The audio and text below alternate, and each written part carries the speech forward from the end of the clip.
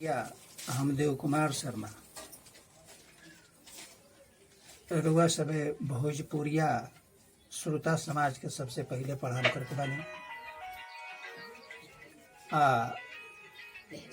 राउर आशीर्वाद, राउर दुलार, राउर प्यार मिलल हा। एगो होली के लोक गीत रउआ बीच भेजले रही, जौन गीत के नाम हुए ई रंगना हा हमनी के प्यार। तो सचमुच में रउआ सबे के प्यार, दुलार, आशीर्वाद मिलल हा। ए खातिर हम बहुत बहुत आभारी बानी। अब माई बहिन के भी प्यार मिलल, ओह माई बहिन के चरण छू के प्रणाम करत बानी।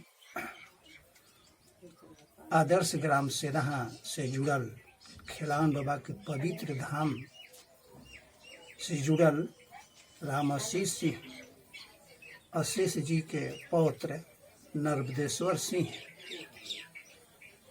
के पुत्र लेखक विकी ब्लास्ट के सहयोग से हमरे वसबे के बीच आयल बने। अगिला लोकगीत बीच भेज रहल बने, जौन की माई के दरबार से जुड़ल हुई। माई के आशीर्वाद रउआ सबे के ऊ फरत फुलत रहे। जैसे रउआ सबे हमरा का आशीर्वाद देनी, वैसे ही माई के आशीर्वाद रउआ सबे के ऊपर बरसत रहे। आगे रउआ सबे ई लोकगीत के सुनी, आशीर्वाद दही। धन्यवाद।